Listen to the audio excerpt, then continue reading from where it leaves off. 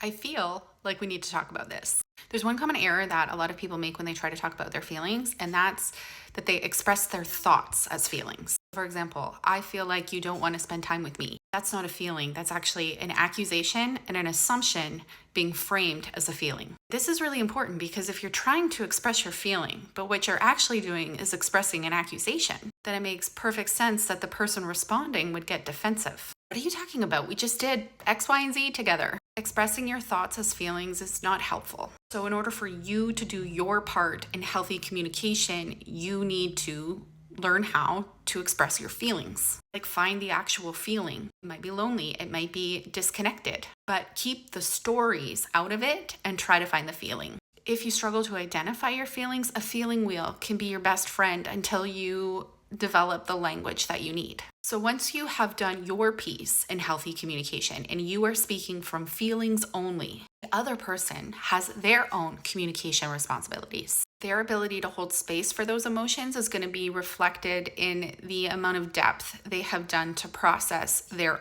own emotions. So if you state a feeling like, I feel disconnected when you go 3 days without talking to me, and their initial response is defensiveness, it's not that big of a deal. We're both busy. That's not true. I texted you. You're being dramatic. You could have reached out too. Don't put this on me. Wow, I guess I can't do anything right in your eyes. I've had a lot on my plate. I shouldn't have to explain myself every time.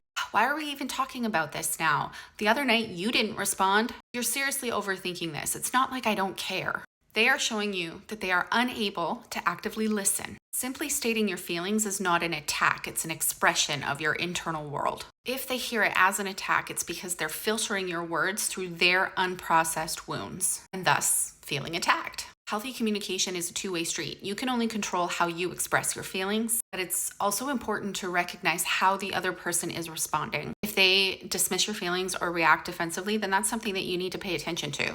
Your feelings are valid and it's important to communicate authentically, but it's also essential to make sure that you're communicating with somebody who has the capacity to meet you at that same level of openness.